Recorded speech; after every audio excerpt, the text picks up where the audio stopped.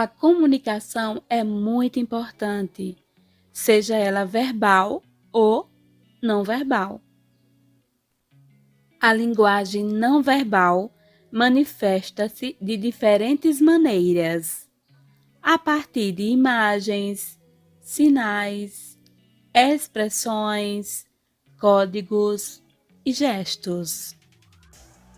Nesta aula, vamos explorar e compreender os elementos linguísticos e paralinguísticos.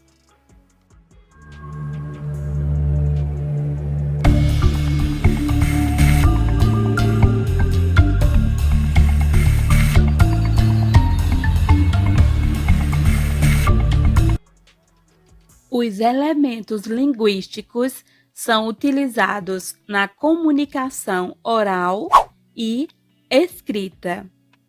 Os elementos linguísticos referem-se ao uso de signos de pontuação, à aplicação de regras ortográficas, quando evitamos palavras vazias e o uso de expressões repetitivas, refere-se ao uso de conectivos e orações bem construídas.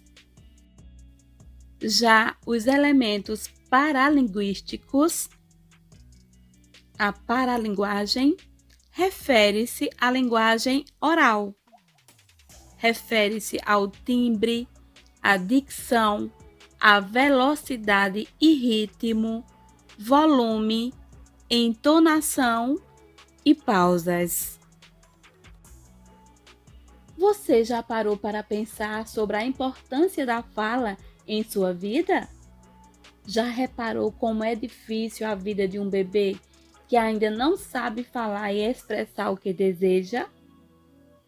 Ou de uma pessoa que possui alguma deficiência que lhe impede de falar? Usamos a fala para resolver quase todos nossos problemas, mas a fala não é a mesma em todas as situações. Dependendo do momento, a nossa fala pode mudar. Poderia um professor, um comediante, um feirante, um médico, um juiz falarem do mesmo jeito em suas profissões todo o tempo? Com certeza, não. Mas por que não? Simples, pois cada um desses profissionais fala de acordo com o objetivo que deseja alcançar. O objetivo do feirante é vender seu produto. Do médico é orientar o paciente no tratamento. Do juiz é aplicar a sentença, a decisão do julgamento. Do comediante é envolver as pessoas em uma história. E o do professor é ensinar seus estudantes. Por isso, esses profissionais falam de forma diferente, pois seus objetivos e os gêneros textuais e orais que eles usam são diferentes. Cada um desses profissionais citados, além de utilizar um gênero textual e oral, eles também usam recursos paralinguísticos. Recurso paralinguístico é tudo que utilizamos além da fala e da escrita. Volume da voz, ritmo da fala, pausas, risos, choro, gritos, movimentos com o corpo, gestos, expressões faciais, imagens, sons e até o tipo de roupa que usamos pode ser um recurso paralinguístico. Por meio desses recursos, reforçamos aquilo que queremos falar. Se eu quero alegrar alguém, então vou sorrir. Se eu quero deixar alguém triste, então eu posso chorar.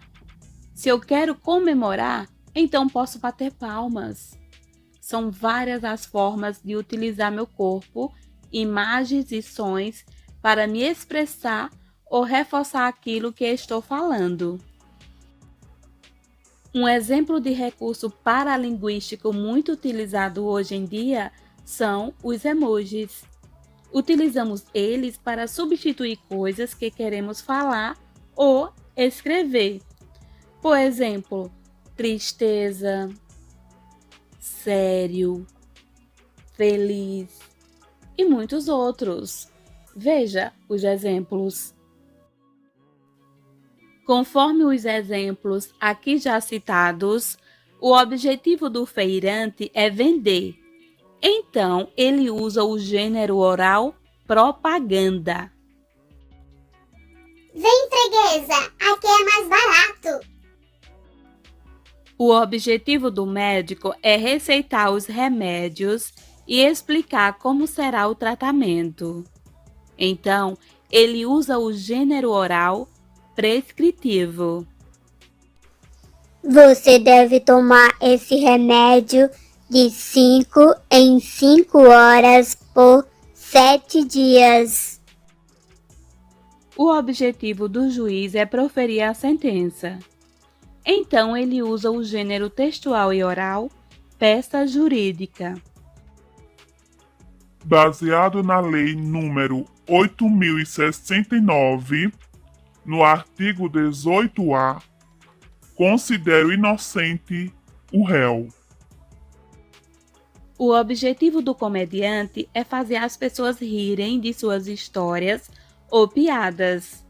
Então, o gênero textual que ele utiliza é a narrativa de humor.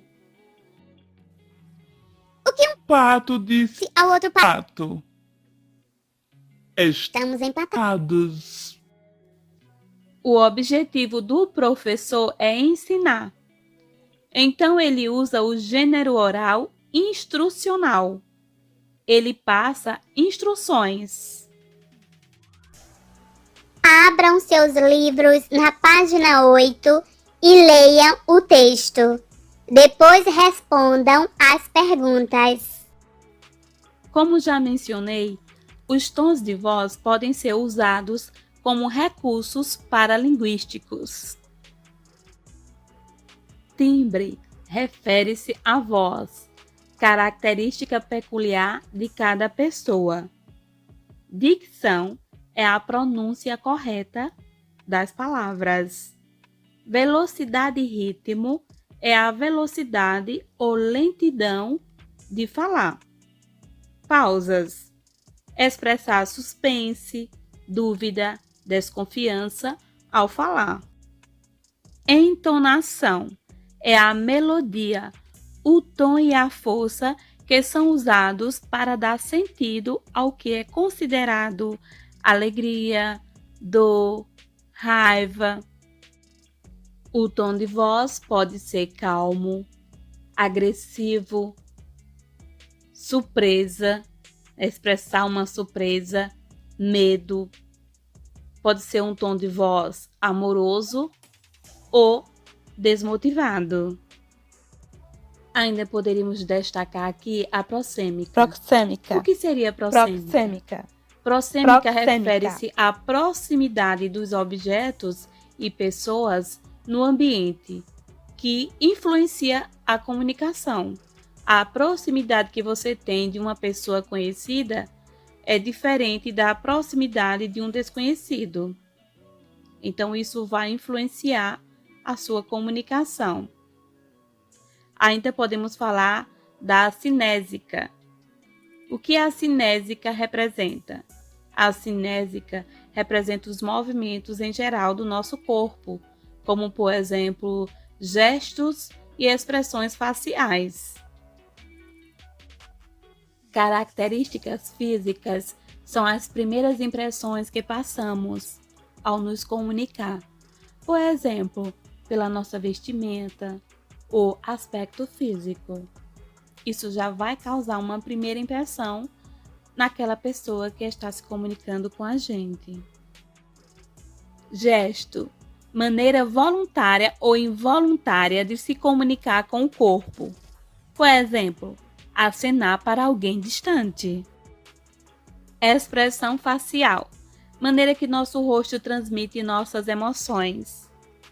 Expressar felicidade, raiva, tristeza.